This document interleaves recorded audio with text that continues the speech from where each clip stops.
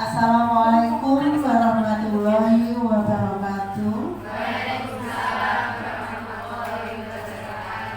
Kepada yang kami hormati Kepala TK Negeri Pembina Kecamatan Trenggalek, yang saya hormati dan saya sayangi Ibu Guru Pendidik Pengelola PAUD anggota Gugus Merpati Kecamatan Trenggalek. Terima kasih atas waktu yang diberikan kepada saya.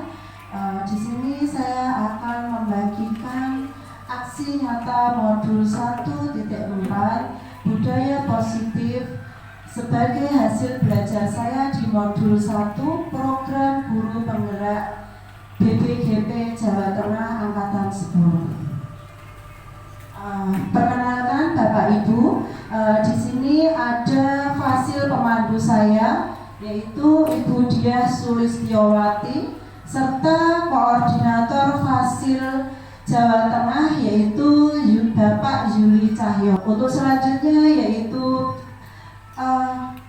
kita pahami bersama terlebih dahulu apa sebenarnya budaya positif itu ya.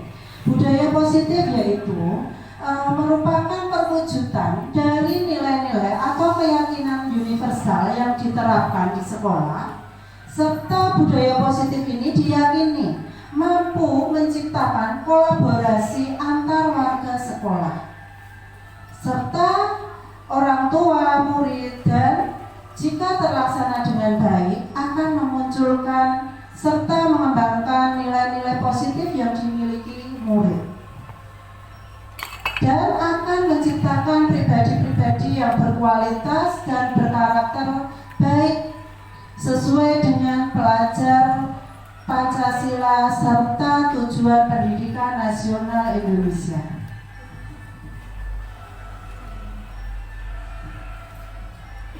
Adapun konsep-konsep inti modul 1.4 budaya positif meliputi 7 topik, yaitu yang pertama perubahan paradigma belajar, yang kedua disiplin positif, yang ketiga kebutuhan dasar manusia, yang keempat motivasi perilaku manusia, yang kelima posisi kontrol, yang keenam keyakinan kelas, dan yang ketujuh yaitu segitiga restitusi. Dan dalam menciptakan budaya positif tersebut kita harus memahami ketujuh topik atau elemen tersebut. Nah, untuk perubahan paradigma belajar dari zaman pendidikan kolonial Belanda dan pendidikan paradigma baru saat ini, yaitu pada zaman kolonial Belanda, rakyat hanya diajari berhitung, menulis dan membaca seadanya dan untuk kepentingan kolonial Belanda, serta pendidikan hanya diperuntukkan untuk kaum ningrat saja, hingga Ki Hajar Dewantara mendirikan pendidikan Taman Indira yang melayani pendidikan untuk semua kaum di Indonesia. Selanjutnya pendidikan paradigma baru. Pendidikan paradigma baru adalah pendidikan yang berpusat pada murid untuk menciptakan kebahagiaan lahir dan batin yang setinggi-tingginya. Di sini pembelajaran yang berorientasi pada penguatan kompetensi dan pengembangan karakter yang sesuai dengan nilai-nilai Pancasila, serta pembelajaran paradigma baru memastikan praktek pembelajaran yang berpusat pada murid, yang mana setiap murid belajar sesuai dengan kebutuhan dan tahap perkembangannya untuk mewujudkan profil pelajar Pancasila menurut Kemdikbudristek tahun 2022.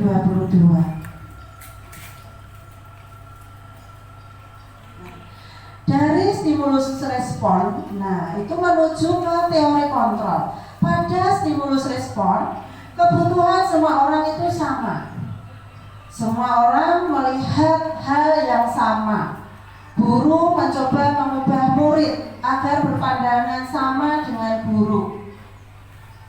Perilaku buruk siswa dilihat sebagai sebuah kesalahan bisa mengontrol murid dan model berpikir menang kalah. Ini dari pengertian atau tindakan dari stimulus respon. Sementara untuk teori kontrol, kebutuhan semua orang berusaha itu tidak sama. Semua orang memiliki gambaran berbeda. Jadi guru berusaha memahami pandangan murid. Perilaku guru murid memiliki tujuan. Setiap murid melakukan sebuah perilaku pasti ada tujuannya. Guru tidak bisa mengontrol murid dan model berpikir menang-menangan. Jadi guru tidak bisa langsung melabel anak ketika anak berperilaku yang salah. Seperti itu. Nah, untuk yang kedua yaitu disiplin positif. Makna disiplin positif itu cenderung diartikan sebagai sesuatu yang dilakukan seseorang pada orang lain untuk mendapatkan kepatuhan, seperti yang seringkali kita terima ketika kita bersekolah dulu. Jadi kalau tertib itu ya anak-anak yang patuh. Disiplin itu anak-anak yang patuh, yang taat pada gurunya, yang menurut pada bapak ibu gurunya, seperti itu. Nah, kecenderungan tersebut haruslah diubah. Nah, sebagai pendidik, kita harus menciptakan anak-anak yang memiliki disiplin diri yang berasal dari dalam diri anak sendiri atau intrinsik, sehingga mereka dapat berperilaku bukan dengan apa yang kita hargai atau pencapaian suatu tujuan ataupun menghindar dari rasa tidak nyaman. Jadi kan biasanya maka dasi dapat pujian dari bu guru, ya kan? Oh, aku kalau tidak bakal rapi nanti dimarahi bu guru. Kan itu masih karena eksternal, karena pengaruh dari luar, bukan kesadaran diri sendiri. Seperti halnya kita menggunakan helm, ya apa betul? Nah, kita kadang tidak menyadari guna helm. Kenapa kita menggunakan helm? Karena ada Pak Polisi. Kalau tidak ada Pak Polisi, berarti tidak usah menggunakan helm. Berarti itu juga masih pemikiran dari eksternal atau dari luar, bukan dorongan dari diri kita sendiri, kesadaran kita. Apa guna helm? Kalau kita tidak menggunakan helm itu bagaimana? Akibat tidak menggunakan helm, nanti kalau saya tidak menggunakan helm bagaimana? Apa yang terjadi dengan saya? Bukan kalau saya tidak menggunakan helm nanti saya akan tidak nyaman karena dapat tilang dari Pak Polisi dan nanti bisa ditangkap Pak Polisi dan sebagainya, seperti itu.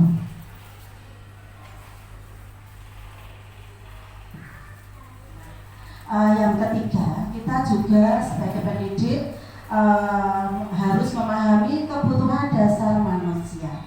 Ada 5 kebutuhan dasar manusia, yaitu yang pertama untuk bertahan hidup, kasih sayang dan rasa diterima, penguasaan, kebebasan, serta kesenangan. Nah, dari seluruh perilaku yang dilakukan murid atau orang, pada dasarnya itu memiliki tujuan tertentu. Murid memiliki kebutuhan dasar tertentu ketika melakukan suatu perbuatan. Jadi ketika murid melakukan suatu perbuatan itu mungkin dia ingin memenuhi salah satu dari kebutuhan dasar yang ia miliki. Mungkin untuk bertahan hidup, kasih sayang dan rasa diterima, dia ingin diterima, rasa penguasaan, kebebasan maupun kesenangan. Jadi ketika murid melakukan kesalahan itu belum tentu murid itu berbuat salah. Kenapa? Karena dia pasti punya tujuan. Sebagai pendidik kita dapat mengarahkannya apa yang diharapkan dari perlakuannya tersebut. Dia melakukan hal negatif, kenapa? Oh, mungkin dia ingin bertahan hidup, dia mempertahankan dirinya, mungkin anak yang suka berkelahi atau sebagainya. Oh, mungkin dia membutuhkan, ingin memenuhi kebutuhan penguasaannya terhadap teman-temannya. Dia ingin berkuasa, ingin dilihat teman-temannya kalau dia kuat dan sebagainya. Terus kesenangan hanya untuk bersenang-senang, memenuhi kebutuhan kesenangannya saja, seperti itu. Jadi pada dasarnya setiap manusia, setiap anak ataupun murid itu melakukan sesuatu kegiatan atau sesuatu perilaku itu pastinya ada tujuan tertentu, seperti itu. Mungkin untuk memenuhi salah satu dari kebutuhan dasar yang ia miliki, yang ia inginkan, seperti itu. Yang keempat yaitu motivasi perilaku manusia. Motivasi adalah dorongan yang timbul pada diri seseorang secara sadar atau tidak sadar untuk melakukan suatu tindakan dengan tujuan tertentu.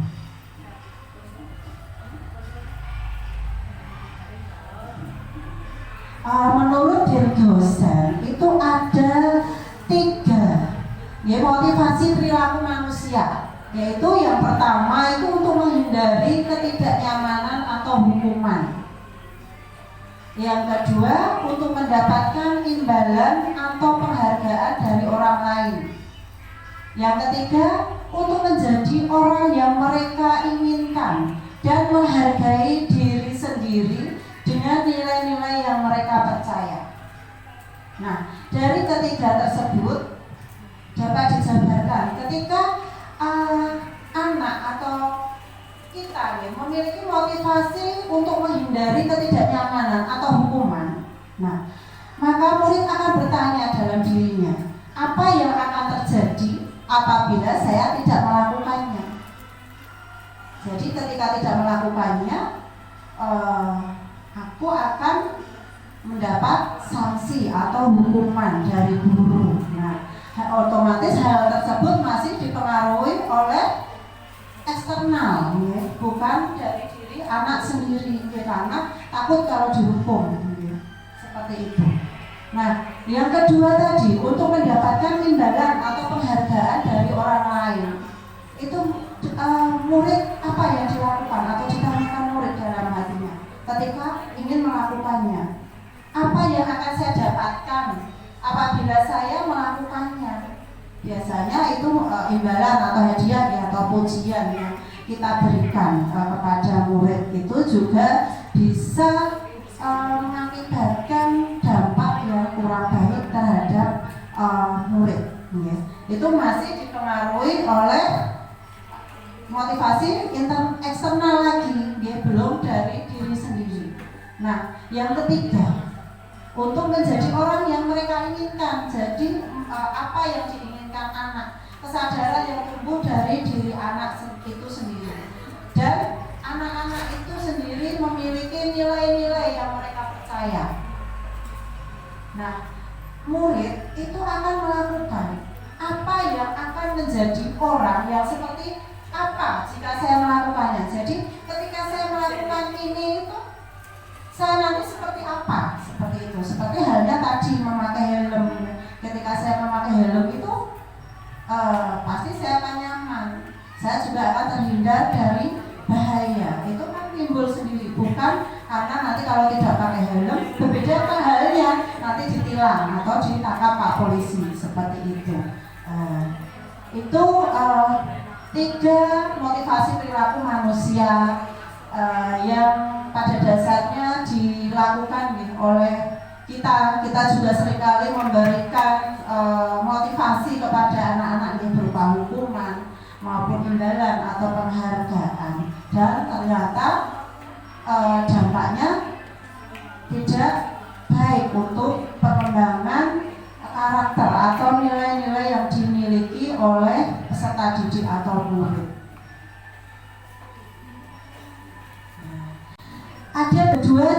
motivasi perilaku manusia, yaitu motivasi ekstrinsik dan motivasi intrinsik.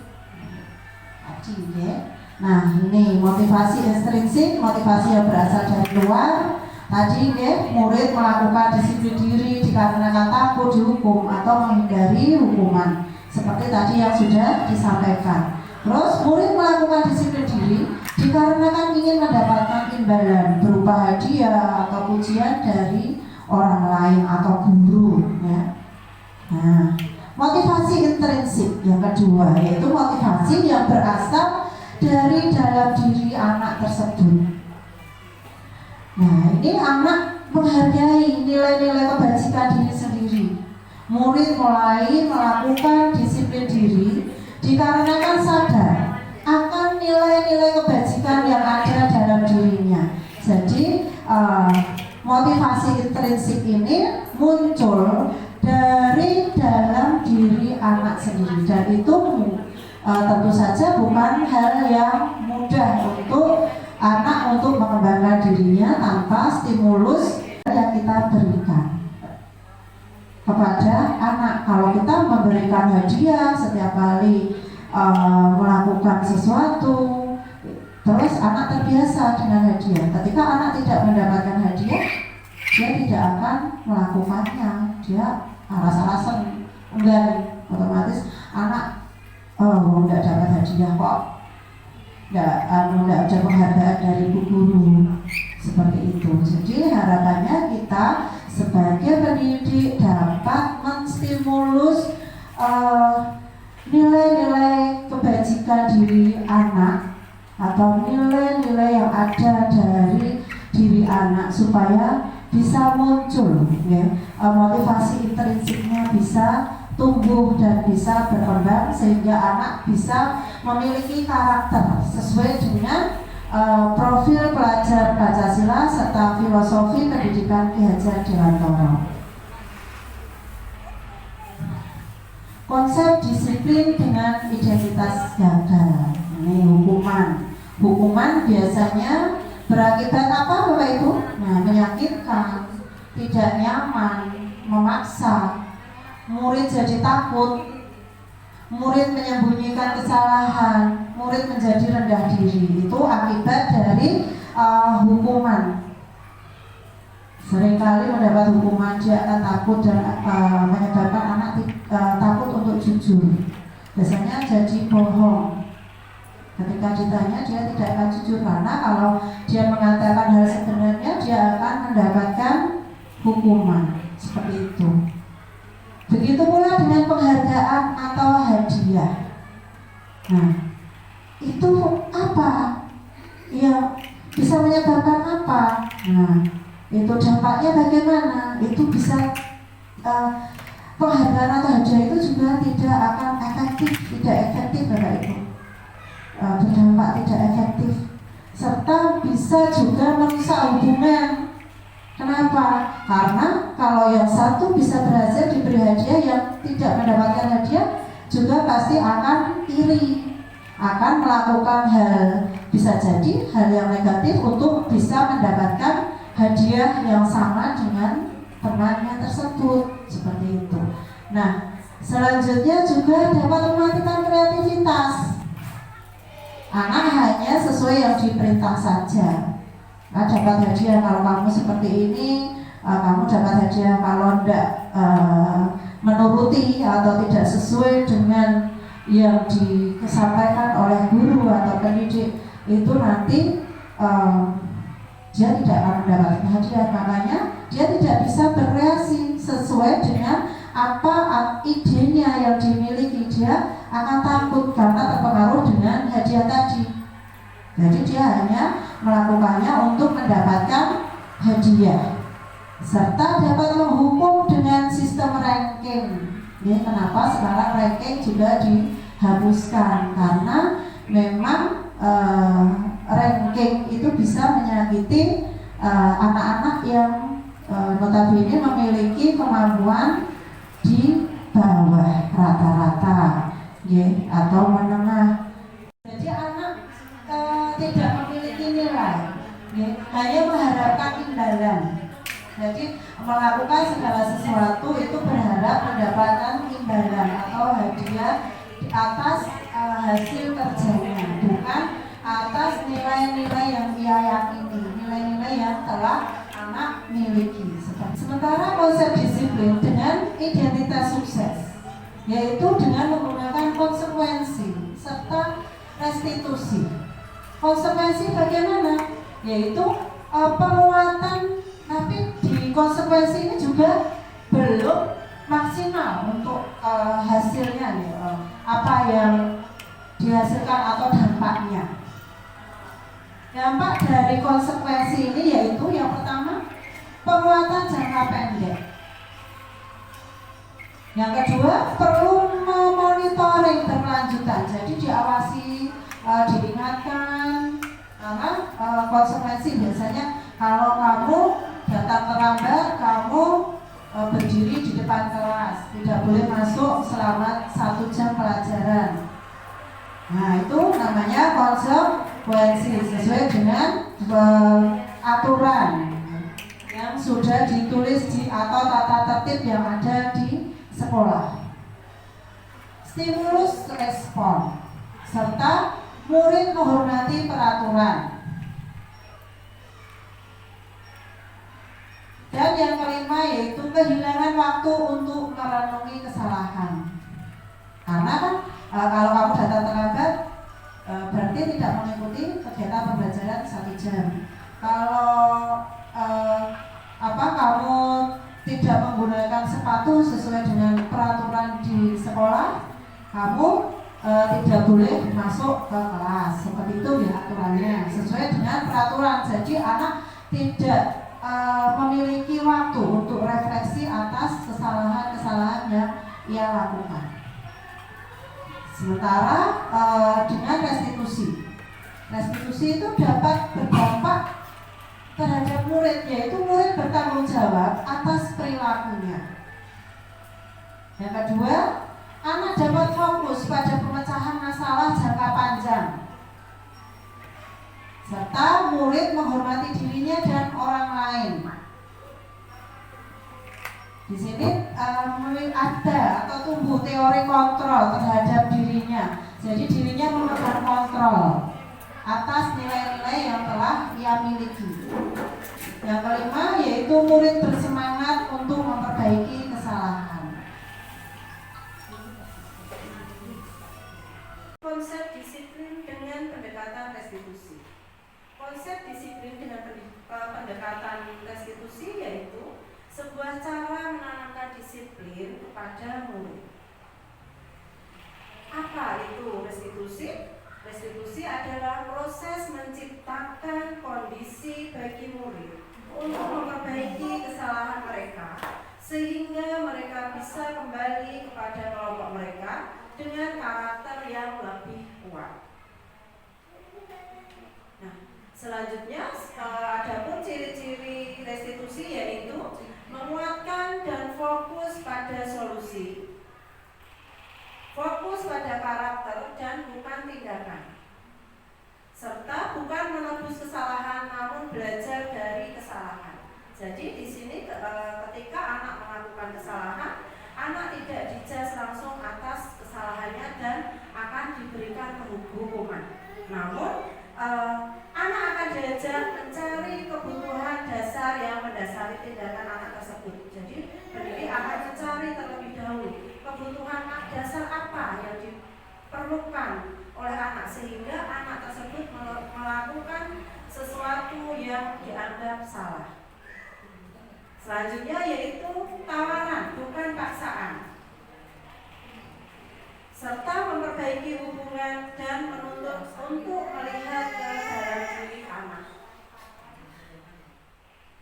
Adapun perbedaan kasus di sini tentang murid datang terlambat ke sekolah. Nah, di sini ketika kita menggunakan hukuman, murid disuruh berdiri di depan kelas, guru marah-marah ke murid. Murid disuruh menulis, saya tidak akan terlambat lagi sebanyak 100 kali. Nah, apakah ada di sini yang masih melakukan melakukan hukuman kepada murid-muridnya? Ya. Baik, semoga saja sudah tidak ya, tidak ada lagi. Nah, baik, untuk selanjutnya konsekuensi. Di sini konsekuensi, guru memberikan konsekuensi di dalam kelas selama jam istirahat. Jadi anaknya diminta berada di dalam kelas selama jam istirahat. Nah, guru tegas dan murid menghormati peraturan. Ini ketika konsekuensi yang dilakukan. Nah, beda lagi halnya dengan restitusi. Ketika murid datang terlambat ke sekolah, ketika guru menggunakan restitusi, maka guru akan menanyai keyakinan kelas yang telah disepakati dan guru membantu menyelesaikan masalah yang dihadapi anak tersebut. Nah, murid juga akan lebih terbuka terhadap masalah yang dialaminya, sehingga murid juga menghormati dirinya serta orang lain. Di sini anak bisa muncul nilai intrinsik yang dimilikinya. Jadi nilai-nilai pada diri anak atau intrinsik anak. Jadi restitusi ini lebih baik dari 3 pilihan tadi ya, dari hukuman, konsekuensi, restitusi. Dan restitusi ini yang paling dianjurkan, bisa mendukung perkembangan nilai-nilai pribadi yang tumbuh dari diri anak, sehingga anak bisa memiliki nilai-nilai karakter sesuai dengan profil pelajar Pancasila. Selanjutnya yang kelima, yaitu 5 posisi kontrol guru. Nah, di sini ada 5 posisi kontrol guru yang harus kita pahami semua. Nah, yang pertama yaitu sebagai penghukum, membuat rasa bersalah, pemantau, teman, serta sebagai manajer. Ini ada 5 contoh penerapan posisi kontrol. Kasus untuk murid tidak memakai atribut lengkap saat upacara bendera. Ketika guru berposisi sebagai penghukum, maka guru akan menyampaikan patuhi peraturan sekolah, berdiri di barisan lain. Nah, otomatis hal tersebut akan menyakiti murid. Murid yang melakukan kesalahan akan merasa malu, merasa dipermalukan, dan dia bisa jadi sakit hati dengan hukuman yang diberikan oleh guru sebagai posisi guru sebagai seorang penghukum. Nah, yang selanjutnya yaitu pembuat rasa bersalah. Nah, guru akan menyampaikan, berapa kali ibu bilang sama kamu, ibu kecewa sama kamu. Nah, di sini guru akan membuat anak merasa bersalah atas ucapan guru, karena anak merasa atas perbuatannya menyebabkan orang lain menjadi susah, seperti itu. Nah, untuk selanjutnya yaitu posisi guru sebagai teman. Biasanya guru akan bersikap ramah, baik, murah senyum dengan anak, seperti itu. Biasanya kata-kata yang diucapkan seperti ini, kamu lagi, jangan gitu dong, ayo gabung dengan teman yang lain, untung ada ibu. Nah, itu juga nanti dapat berdampak kurang baik terhadap sikap murid. Sikap murid bisa jadi meremehkan. Paling guru ini, paling aku nanti disuruh berbaris dan tidak dapat hukuman, seperti itu. Anak juga akan menyepelekan terhadap guru, bisa merendahkan guru, seperti itu. Selanjutnya yaitu posisi guru sebagai pemantau. Biasanya apabila ada murid tidak memakai atribut lengkap saat upacara bendera, guru akan menyampaikan, kamu sudah melanggar peraturan sekolah.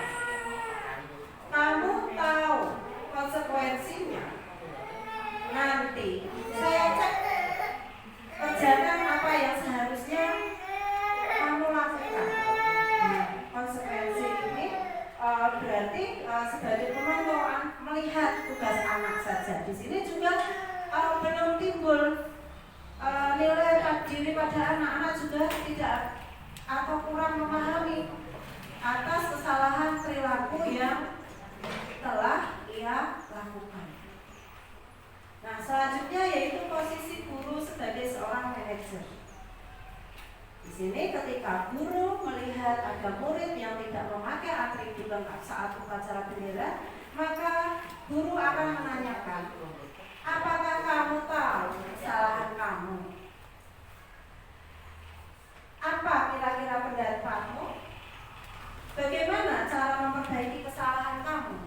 Jadi di sini pada posisi kontrol guru sebagai manajer, guru bisa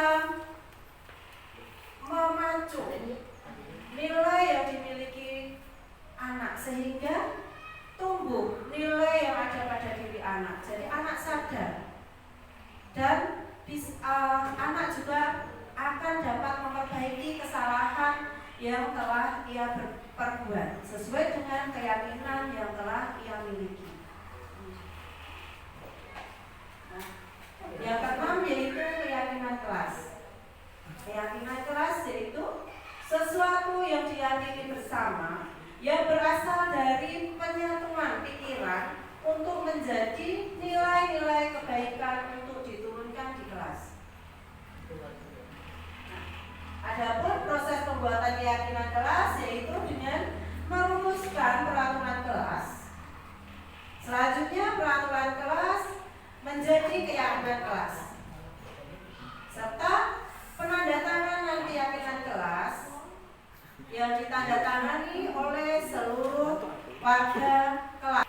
Selanjutnya dilanjutkan dengan penempelan keyakinan kelas supaya keyakinan kelas tersebut bisa dilihat dan dipahami oleh semua warga kelas sehingga bisa dilaksanakan bersama-sama dan juga disepakati bersama-sama. Nah, ini contoh dari keyakinan kelas kelompok A1. Yang pertama yaitu menjaga kebersihan kelas, menghargai teman dan guru, melaksanakan tata tertib kelas dan sekolah, bersikap tenang saat pembelajaran berlangsung. Nah, bagaimana pembentukan keyakinan kelas? Pembentukan keyakinan kelas itu dibuat lebih abstrak dari peraturan. Jadi sedikit saja, tidak usah banyak-banyak supaya mudah diingat. Nah, selanjutnya yaitu berupa pernyataan universal. Selanjutnya juga sesuai dengan kondisi kelas agar mudah diterapkan, serta dibuat dalam bentuk kalimat positif sehingga semua warga kelas ikut serta terlibat dalam pembuatan keyakinan kelas agar keyakinan kelas dapat disepakati dan bisa dilaksanakan bersama-sama. Nah, ini contoh segitiga restitusi, tahapan segitiga restitusi. Ada 3 tahapan segitiga restitusi, yaitu yang pertama menstabilkan identitas. Biasanya dengan kalimat setiap orang pasti pernah melakukan kesalahan. Ini di sini supaya anak tidak merasa dihakimi atas kesalahan yang dilakukan, seperti itu. Terus selanjutnya yaitu validasi tindakan yang salah. Biasanya kalimat yang diucapkan yaitu kamu tentu punya alasan mengapa melakukan ini. Nah, terus yang selanjutnya yaitu menanyakan keyakinan. Nah, ya di sini menanyakan keyakinan itu keyakinan apa yang sudah dibuat atau disepakati, apa yang keyakinan yang telah dilanggar anak, keyakinan apa yang telah dimiliki anak. Nah, ya. Ini contoh penerapan segitiga restitusi yang sudah saya laksanakan di kelas saya. Quincy, Kesha, Ibu tadi dengar laporan dari teman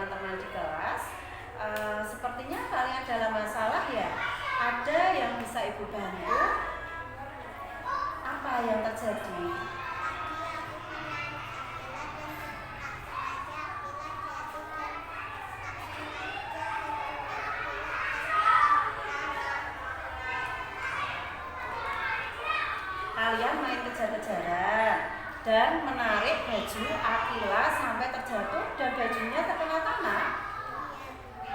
Quincy, ada informasi yang ingin kamu tambahkan?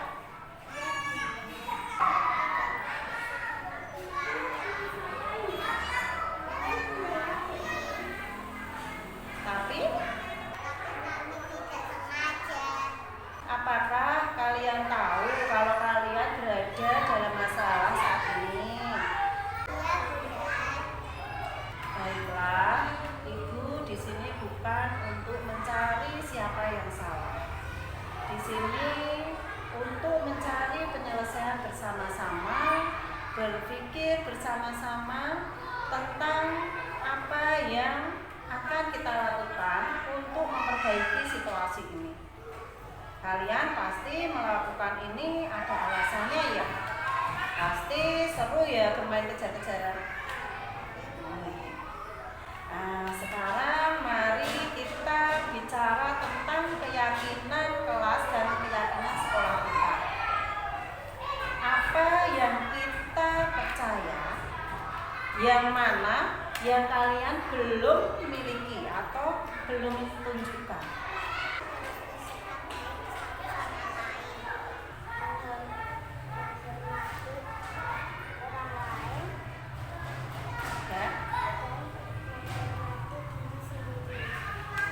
Kalian berdua ingat baik-baik keyakinan kelas kita. Kita kembali pada ketika kalian main kejar-kejaran dan menarik baju Akila sampai Akila terjatuh dan bajunya kotor. Nah, apakah ketika kalian melakukan ini, kalian menghormati orang lain dan bersikap baik satu sama lain? Tidak, Bun. Tapi kalian merasa senang? Menurut Bunda, ada cara untuk mendapatkan rasa senang tanpa merugikan orang lain. Bagaimana menurut kalian? Iya, Bun. Apa kiranya hal yang harus kalian lakukan sekarang? Minta maaf sama Akila dan tidak bisa Akila. Nah, sekarang Mbak Quincy dan Mbak Keisha sudah tahu nilai-nilai apa yang sudah dimiliki Mbak Quincy dan Mbak Keisha. Nah, sekarang mari kita selalu memindahkan keyakinan kelas kita. Besok kita bermain kejar-kejaran dan kalian bisa berperilaku yang lebih baik lagi. Ya, Bun. Ya, silakan Mbak Keisha dan Mbak Quincy meninggalkan ruangan ini. Demikian tadi segitiga restitusi yang sudah saya laksanakan terhadap permasalahan yang dialami oleh siswa saya. Jadi ketika siswa melakukan atau murid itu melakukan kesalahan, diharapkan murid tersebut dapat menyadari kesalahannya dan bisa memperbaiki kesalahan yang dibuatnya seperti itu. Jadi tidak dengan hukuman, karena hukuman juga tidak akan dapat membuat murid itu tidak melakukan kesalahannya lagi, karena dengan hukuman anak tidak akan menyadari apa yang telah dilakukannya. Dengan restitusi tadi, dengan tahapan segitiga restitusi tadi, diharapkan murid dapat memiliki nilai-nilai yang ada pada dirinya itu bisa tumbuh dan berkembang, sehingga murid dapat memiliki nilai jati dirinya sendiri, sehingga anak memiliki karakter sesuai harapan kita, sesuai dengan tujuan pendidikan nasional kita, ya, yaitu anak-anak yang berkarakter sesuai dengan profil pelajar Pancasila. Adapun tujuan mulia dari penerapan disiplin positif. Nah, ini ya, tadi kita sudah melakukan segitiga restitusi. Kita juga sudah melakukan kesepakatan kelas, membuat kesepakatan kelas. Itu tujuannya apa? Agar kita dapat menciptakan budaya positif di sekolah kita, di lingkungan kelas maupun di lingkungan sekolah. Nah, adapun tujuan mulia dari penerapan disiplin positif yaitu agar terbentuknya murid-murid yang berkarakter, berdisiplin, santun, jujur, peduli, bertanggung jawab, dan merupakan pembelajar sepanjang hayat sesuai dengan standar kompetensi lulusan yang diharapkan. Baik, bunda-bunda semua, demikian tadi diseminasi budaya positif hasil belajar saya di modul 1 program guru penggerak BBGP Jawa Tengah angkatan 10 yang dapat saya sampaikan. Semoga apa yang saya sampaikan tadi bisa bermanfaat bagi bunda-bunda semua dan bisa diterapkan di kelas maupun di lembaga bunda-bunda semua. Wabillahi taufiq wal hidayah. Wassalamualaikum warahmatullahi wabarakatuh. Bantu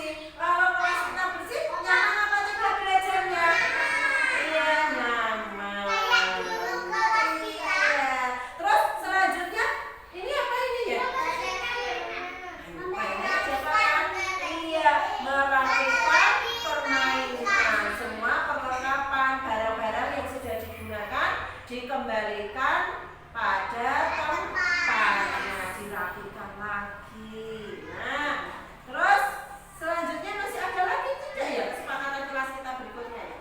Nah, ini. Nah, apa ini ya? Apa? Mencuci tangan. Mencuci tangan sebelum apa? Sebelum dan sesudah melakukan kegiatan, baik sebelum makan, sebelum bermain, setelah bermain juga harus cuci tangan. Kenapa? Iya, kalau tidak cuci tangan nanti ada kuman di tangan kita, ya. Ya betul, betul nanti perutnya sakit ya, betul. Terus selanjutnya apa ini? Ayo, ayo apa? Baris atau antri serta sabar menunggu giliran. Boleh menyerobot temannya? Iya, nggak boleh buru-buru, harus bersikap sabar ya. Demikian ini kesepakatan kelas kita di kelas A1. Nanti kita bagi kelompok, 2 kelompok ya.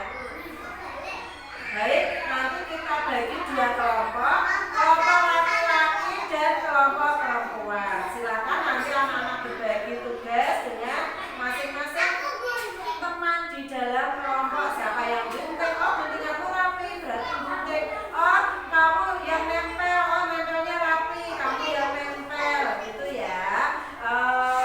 Silakan anak-anak ke meja kerjanya masing-masing. Silakan.